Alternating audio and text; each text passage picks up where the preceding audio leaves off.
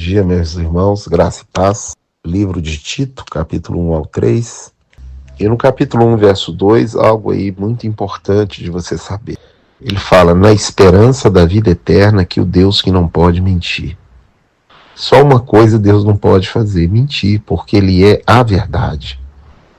Se Ele mentisse, Ele anularia Ele mesmo. Então Deus não mente, Deus é fiel, Deus é maravilhoso. Em 1 Timóteo, capítulo 2, verso 4, ele fala que deseja que todos os homens se convertam e cheguem ao pleno conhecimento da verdade.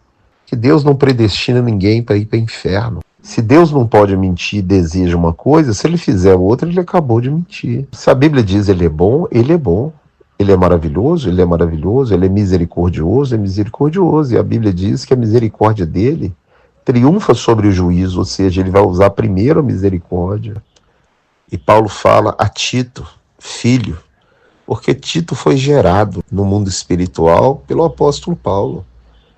Pregou a palavra, orou por ele, e agora ele é filho na fé.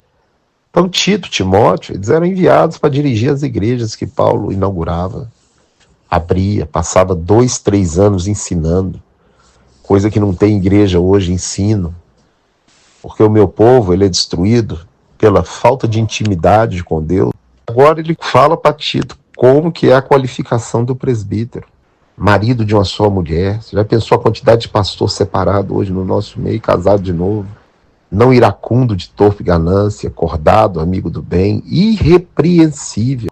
Fala que ele tem que ser hospitaleiro, sóbrio, justo, amigo do bem, e que te ensina a amar gente e não coisa.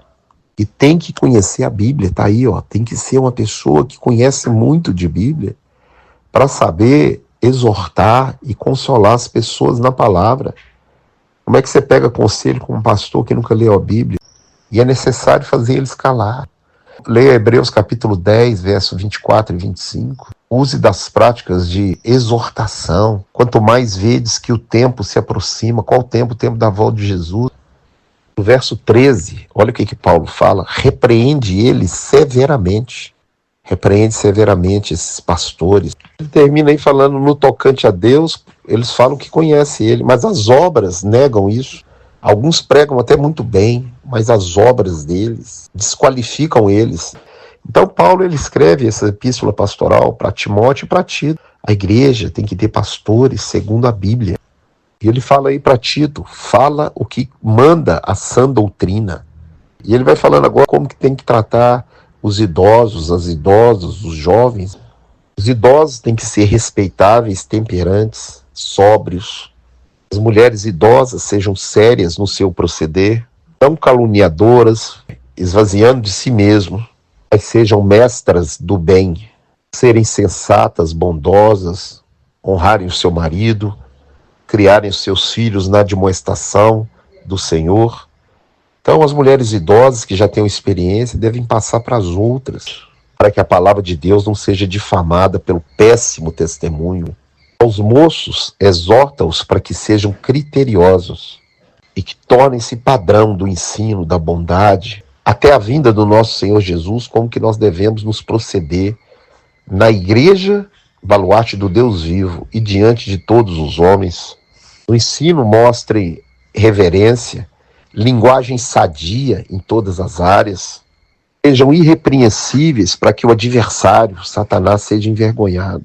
Os servos devem ser obedientes aos seus senhores, os senhores devem tratar os servos como se fosse Jesus e os servos como que estivessem trabalhando para o próprio Cristo. E todos os servos, não furtem, mas dê prova de fidelidade, a fim de honrarem ao nosso Senhor e Salvador Jesus Cristo. Então ele ensina como é que tem que andar os idosos, as idosas, os jovens, os casados, recém-casados, os que têm filho pequeno, a estrutura da igreja do Deus vivo, guardando com paciência, com esperança, a bendita redenção, para buscar para ele um povo exclusivamente seu, zeloso de toda boa obra. Nós temos que ser zelosos com a palavra, com a boa obra. Diz aí, não difamem a ninguém, dando prova, e dá prova de cortesia com todos os homens. Quando, porém, se manifestar a benignidade, a bondade de Deus para conosco, nos redimir desse mundo, não por obras de justiça, praticada por nós, que justificados pela graça, tornemos nós herdeiros juntamente com Cristo das promessas de Deus para a nossa vida, segundo a esperança da vida eterna. Mira nas coisas lá do alto, onde Cristo está sentado à direita do Pai, evita discussões insensatas, bater boca com quem não quer mudar.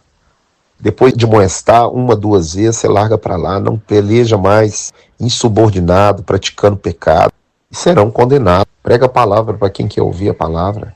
Que todos aprendam a praticar as boas obras, primeiro com os da família da fé e depois com todos os homens. Que Deus então possa te abençoar, guardar, edificar. Em nome de Jesus, um grande abraço para você, fica na paz.